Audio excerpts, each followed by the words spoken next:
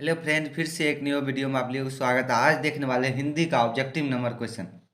देखिए 1 से 12 तक गठखंड का है, पूरा चैप्टर का भी है जो इम्पोर्टेंट है 2024 के लिए। तो आप चलते हैं पहला नंबर। देखिए ये सबसे अंतिम है और आप देखिएगा भी इम्पोर्टेंट कह रहा है। मानव मुक्ति के पुरोधा किसे कहा जाता है? मानव मुक्ति के पुरोधा भीमराव अंबेडकर जी को कहा जाता है। मानव मुक्ति के पुरोधा किसे कहा जाता है? भीमराव अंबेडकर के। Option number B. Option number B में कह रहा है जाति प्रथा स्वाभाविक विभाजन विभाजन नहीं है, क्यों? ये देखिए भेदभाव के कारण ये गलत है। क्या करा मतलब जाति प्रथा स्वाभाविक विभाजन नहीं है, तो स्वाभाविक विभाजन तो ये है शोषण के कारण, ये भी है गरीबी के कारण, ये भी है। मतलब स्वभाव जाति प्रथा है वो भेदभाव के कारण, शोषण के कारण और गरीबी के कारण, और रुचि पर आधारित नहीं होने के कारण ये ये नहीं है, ये नहीं है। तो इसका राइट आंसर हो जाएगा ऑप्शन नंबर डी। अब चलते हैं अगले नंबर क्वेश्चन। अगले नंबर क्वेश्चन का रहा है आदर्श समाज स्वतंत्रता समानता मातृत्व पर आधारित होगा, किसने कहा था?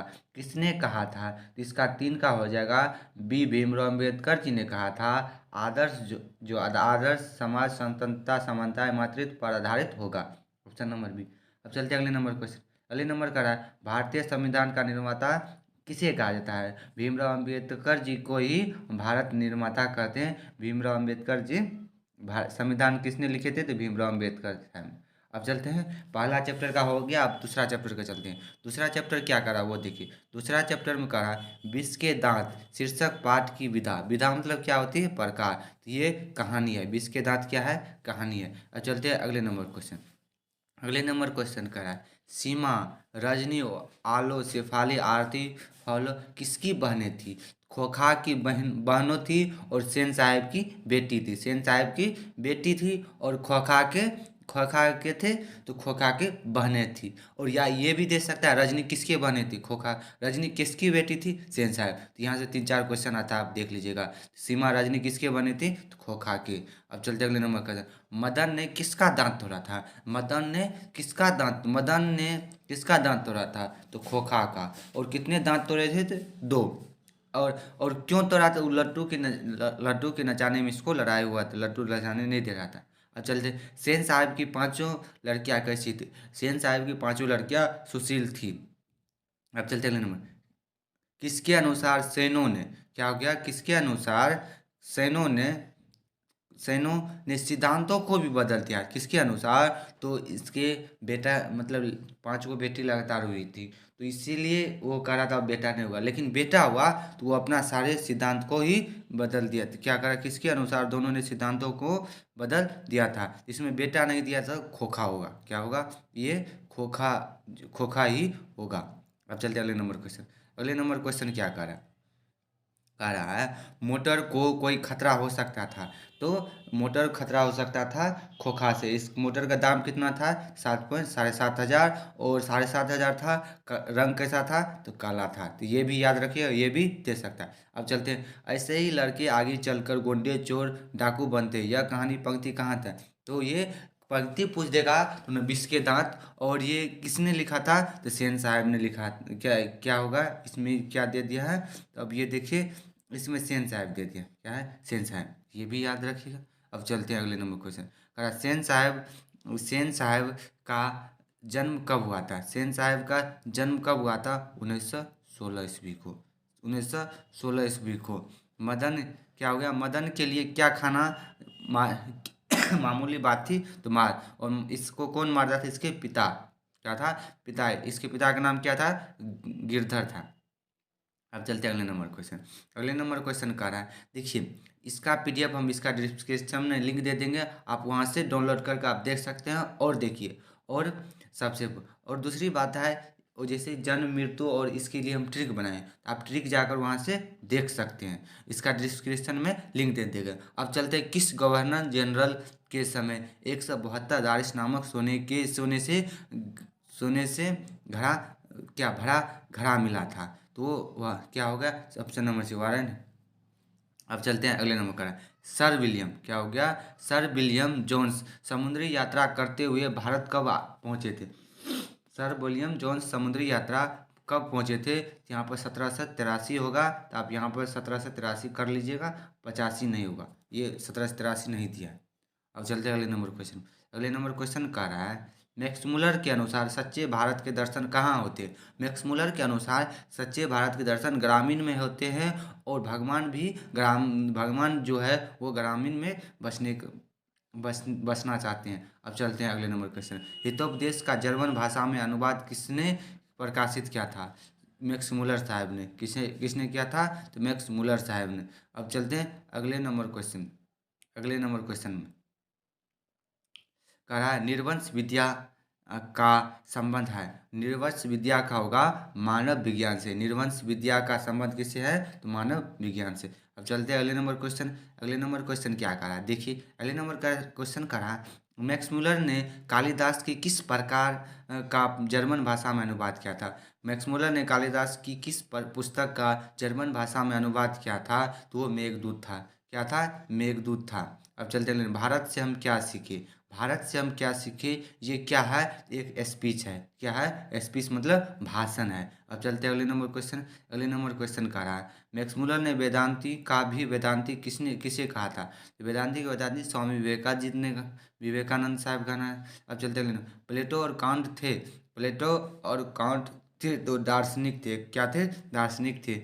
अब चलते हैं अगले नंबर क्वेश्चन। अगले नंबर क्वेश्चन करा किसके अध्ययन क्षेत्र में भारत के कारण नवजीवन का संचार हो चुका है। किसके, तो हो जाए इसमें हो जाएगा नीति कथा। क्या होगा, नीति कथा। अब चलते हैं अगले नंबर क्वेश्चन। अगले नंबर क्वेश्चन का रहा है यूनान और रोम के संपूर्ण साहित्य से कहीं अधिक विशाल है। कहीं अधिक विशाल है तो संस्कृत भाषा और साहित्य। संस्कृत भाषा और साहित्य। ये चैप्टर भी खत्म हुआ। अब देखिए इसमें नागरी लिपि गुणाकर मूल्य, यहाँ पर देखिए पुराने का मोह। क्या हो गया, पुराने का मोह सब समय वांछनीय ही नहीं होता। यह पंक्ति किस शीर्षक पाठ है। देखिए बीच में लगता है छूट गया है, तो नाखून क्यों बढ़ते हैं, इसका ये क्वेश्चन है। क्यों है, तो इसका ऑप्शन नंबर ए हो जाएगा।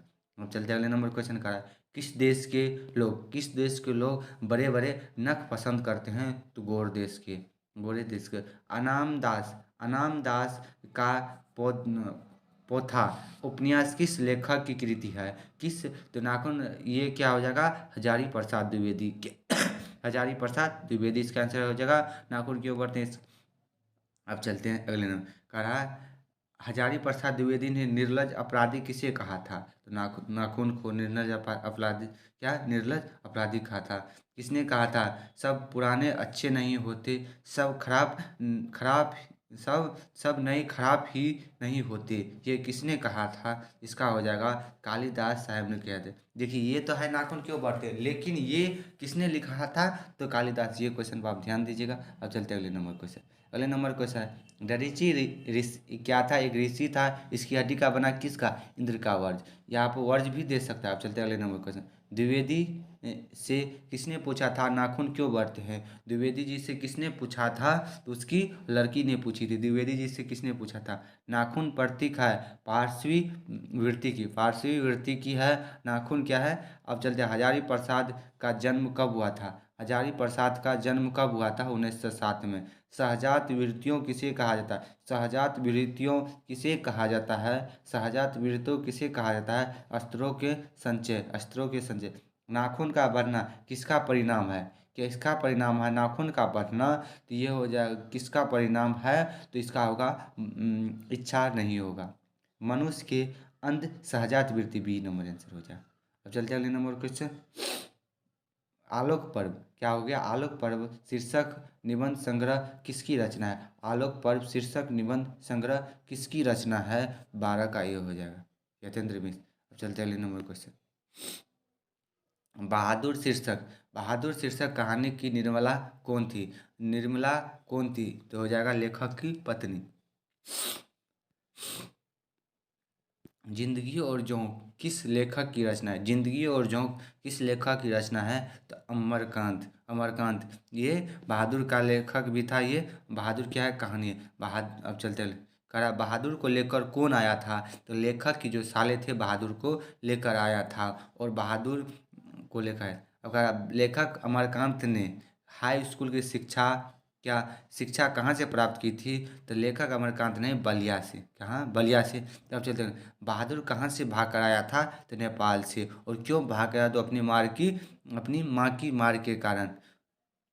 अब चलते हैं, बहादुर अपने घर से क्यों भागा था? तो माँ के मार के कारण। अब चलते हैं अगले नंबर क्वेश्चन। कहा बहादुर का बाप कहाँ मारा गया था? तो युद्ध में। बहादुर का माँ कहाँ मारा सॉरी बहादुर का बाप कहाँ मारा गया था? युद्ध में। लेखक के रिश्तेदार ने बहादुर पर क्या आरोप लगाया था? तो पैसे चुराने का लगा था, और कितना? 11 रुपया। अब चलते हैं अगले नंबर क्वेश्चन। ये क्वेश्चन आता है वो देख। अब कह रहा है बहादुर लेखक के घर से अचानक क्यों चला गया? क्योंकि दूसरी नौकरी मिल जाने गलत है।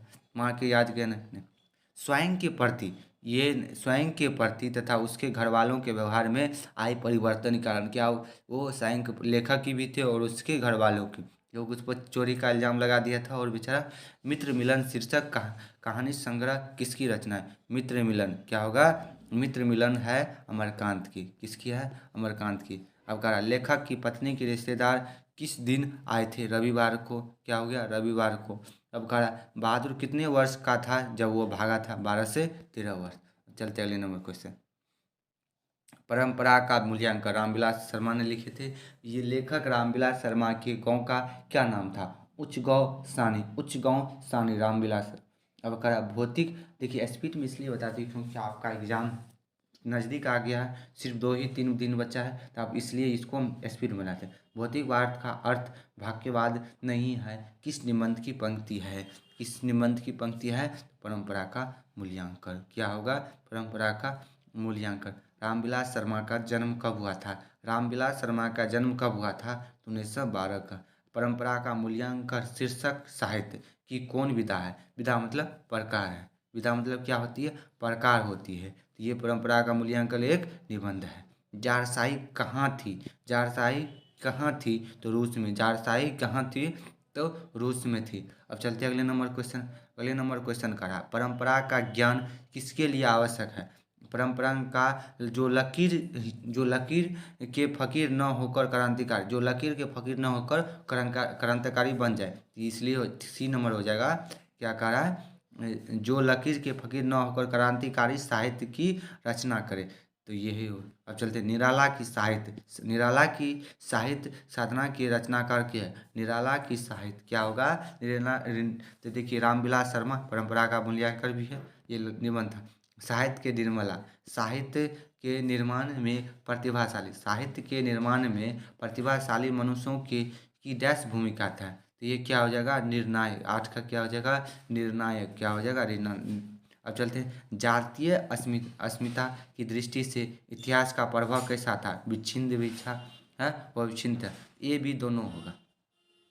अब चलते हैं अगले नंबर क्वेश्चन। अगले नंबर का है मनुष्य और परिस्थिति का संबंध है। मनुष्य और परिस्थिति का संबंध है तो वो हो जाएगा आपका द्वंद्वात्मक। क्या होगा? द्वंद्वात्मक। अब चलते हैं लेखक रामविलास शर्मा कब से कब तक भारत प्रगतिशील लेखक संबंध में थे? 1949 से 1953, 4 साल तक। ये भी दे सकते हैं। अब चलते हैं अगले नंबर का। अब जीत में नखरत हो। पंडित बिरजू महाराज जी थे। अब इसको कर पंडित बिरजू महाराज किस घराने के वंशज थे?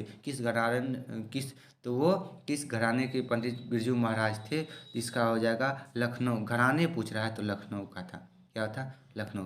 अब कह रहा बिरजू महाराज का संबंध था, तो बिरजू महाराज का संबंध था तो कथक नृत्य से था। क्या था? तो अब देखिए तबला ये नहीं होगा, संतूर ये भी, मासूर ये तीनों ने, इसका नॉन ऑफ दिस होगा। यदि पूछ देगा, यदि दे दे ऑप्शन में, तो आप कथक नृत्य में लगाइएगा। क्या होगा? कथक नृत्य में। अब चलते हैं जीत जीत में नफरत हो पाठ है। जीत जीत में किसने लिखा था? पंडित बिरजू महाराज, अभी जस्ट बताए थे। अब चलते अगले नंबर क्वेश्चन कर। बिरजू महाराज के चाचा का नाम क्या था? बिरजू महाराज के चाचा का नाम क्या था? शंभू महाराज। क्या था? शंभू। बिरजू महाराज किस शैली के नर्तक थे? किस शैली के? तो बिरजू महाराज किस, इसका हो जाएगा अभी जस्ट बताए थे कथक। अब चलते हैं अगले नंबर। अगले नंबर का हलकारे का अर्थ होता है। हलकारे का अर्थ होता है संदेशवाहक। क्या होगा? संदेशवाहक होगा। हलकारे का अर्थ क्या होता है? संदेशवाहक। अब चलते अगले नंबर। जब दिल्ली में हिंदू मुस्लिम दंगे होने लगे तो डर के मारे बिरजू महाराज और उनकी अम्मा कहाँ चले गए थे। जब दिल्ली में हिंदू मुस्लिम की लड़ाई होने लगे तो वो कहाँ चले गए थे, तो लखनऊ चले गए थे। कहाँ? लखनऊ। अब चलते अगले नंबर क्वेश्चन। अगले नंबर पर आवनियों। आवनियों, अब देखिए करा लेखक आवनियों क्या साथ लेकर गए थे, तो वो कुर्सी गलत है। ये पुस्तक टाइपराइट और लेप्स तीनों ले गए थे। ऑप्शन नंबर बी हो जाएगा। अब करा ला शत्रुज क्या है? ला शत्रुज शत्रुज क्या था, तो इसका दो का हो जाएगा। ला शत्रुज क्या था, तो दो का हो जाएगा ईसाई मठ के थे। ला शत्रुज क्या था? ईसाई मठ के थे। अब चलते हैं अगले नंबर पर। अगले नंबर करा पिकासो का विख्यात कृति का नाम क्या है? मादामोजेल द आवनियो। मादामोजेल द आवनियो हो जाएगा इसका, तो तीन का हो जाएगा सी। पिकासो के विख्यात क्या था? मादामोजेल द आवनियो। अब चलते हैं अशोक वाजपेयी का जन्म कब हुआ था? अशोक वाजपेयी का जन्म कब हुआ था? 26 जनवरी 1941 को 26 जनवरी हो जाएगा। 26 जनवरी 1941 को। आवनियो किस नदी पर स्थित है? आवनियो किस नदी पर स्थित है? तो रोन नदी पर। किस नदी पर? रोन नदी पर, ये याद रखिएगा। अब चलते हैं अगले नंबर क्वेश्चन का। विलनप्न। विलनप्न क्या है? विलनप्न क्या है? विलनप्न क्या है? एक छोटा सा गाँव है। क्या? एक छोटा सा गाँव। रोन नदी किस किनारे बसे है? रोन नदी किस किनारे बसे है, तो इसका हो जाएगा आवनियो। क्या? आवनियो। और आवनियो किस है? अभी जस्ट फ्रांस का प्रमुख कला केंद्र है। फ्रांस का प्रमुख कला केंद्र है। इसका हो जाएगा आवनियो प्रमुख। क्या हो गया? फ्रांस का प्रमुख कला। अब चलते अगले नंबर का। मछली क्या है? मछली। अब मछली को देखिए, मछली किस प्रकार की कहानी है? मछली किस प्रकार की एक कहानी है, इसका हो जाएगा मनोवैज्ञानिक। अब चलते हैं संतु मछली लेकर क्यों भागा था? कुएं में डालने के लिए। और कितनी मछली थे? दो। अब चलते अगले नंबर क्वेश्चन। मछली शीर्षक कहानी के रचयिता है। मछली कहानी के विनोद कुमार शुक्ल। क्या हो गया? विनोद कुमार शुक्ल। अब चलते हैं अगले नंबर क्वेश्चन। मछली कहानी में किस वर्ग का जीवन वर्णित है? तो मछली, तो चार को हो जाएगा मध्यम वर्ग। मध्यम वर्ग। संतु भीगने से बचने के लिए, संतु भीगने से बचने के लिए कहाँ खड़ा हो गया था? भीगने के लिए कहाँ खड़ा हो गया था? मकान के नीचे। अब चलते हैं अगले नंबर क्वेश्चन। अगले नंबर क्वेश्चन का है मछली शीर्षक कहानी। मछली शीर्षक कहानी में मछली कौन खाता था? मछली कौन खाता था? तो पिताजी। क्या हुए थे? लेखक के पिताजी। अब चलते हैं अगले नंबर पर। मछली शीर्षक कहानी किस कहानी संकलन से ली गई है? किस संकलन से ली गई है? तो महाविद्यालय हो जाएगा। कहाँ हो जाएगा? महाविद्यालय। मछली छीनने की कोशिश कौन कर रहा था? मछली छीनने की कोशिश कौन कर रहा था? तो माँ छीनने की कोशिश कर रहा था। Option number C. अब चलते अगले नंबर। नौबत खाने में इबादत। नौबत खाने में इबादत। अमरुद्दीन नाम किसका था? अमरुद्दीन किसका नाम था? ये कहा हो जाएगा बिस्मिल्लाह का। अमरुद्दीन। रसूलन बाई थी। क्या थी? रसूलन बाई थी, तो क्या होगी? ये गायिका थी। रसूलन बाई थी, गायिका थी। बिस्मिल्लाह खां के बचपन का नाम था क्या था? बिस्मिल्लाह खां का, तो हो जाएगा कमरुद्दीन था। क्या? कमरुद्दीन। बिस्मिल्लाह खां का बचपन का नाम कमरुद्दीन। काशी किसकी पाठशाला है? काशी किसकी पाठशाला है? काशी किसकी पाठशाला है? तो चार को हो जाएगा संस्कृति।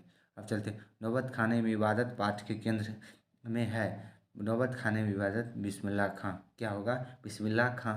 अब चलते हैं कविता नहीं है। कविता नहीं है, तो नौबत खाने में छः का क्या हो जाएगा? नौबत खान एक वृक्ष की हत्या, ये कविता है। लौट का आऊँगा फिर, ये कविता। ये नौबत खाने में इबादत सी हो जाएगा। छः का सी हो जाएगा। नौबत खाने में इबादत कविता नहीं है। बिस्मिल्लाह खां की शहनाई के साथ किस मुस्लिम पर्व का नाम जुड़ा है? क्या है? किस मुस्लिम पर्व का हो गया? तो मोहर्रम। इबादत का अर्थ क्या होता है? इबादत का अर्थ क्या होता है? उपासना होगा। इबादत का अर्थ क्या होता है? उपासना। उपासना। अ, अरब देश में फूंक कर बजाए जाने वाले वाद्य यंत्र जिसमें नारी होती है को क्या क्या कहा जाता है? नए नए नए नए होगा। नए। काशी में को मरण भी माना गया है। मरण भी मांग क्या हो गया? माना गया, तो होगा मंगल को मरण भी माना गया। यतेंद्र मिश्र। क्या हो गया? यतेंद्र मिश्र ने गीत गाकर गुलजार की कविताओं का संपादन किस नाम से किया था? क्या हो गया? तो कारा यतेंद्र मिश्र ने गीत गा गीत का गीतकार होगा गुलजार की कविताओं का संपादन किस नाम से क्या था? तो ये यार जुला है। क्या होगा? यार जुला है। अब चलते अगले नंबर क्वेश्चन। अगले नंबर क्वेश्चन देखिए, शिक्षा और संस्कृति लास्ट चैप्टर है। कहा महात्मा गांधी के पिता का नाम क्या था? करमचंद गांधी था महात्मा गांधी के अनुसार। क्या होगा?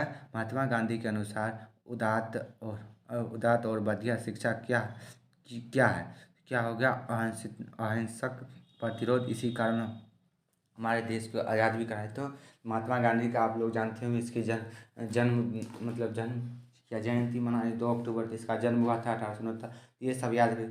आज के लिए इतने ही। यदि देखिए फिर हम बता रहे हैं आपको, हम ट्रिक के साथ बताएं, एक समझाने का तरीका बताएं। आप वहाँ से देख लीजिएगा, उसका लिंक डिस्क्रिप्शन में दे देंगे, इसका PDF भी दे देंगे। तो आज के लिए इतनी, फिर मिलते हैं अगले वीडियो में। तब तक के लिए बाय बाय, टेक केयर, स्वस्थ रहिए, मस्त रहिए।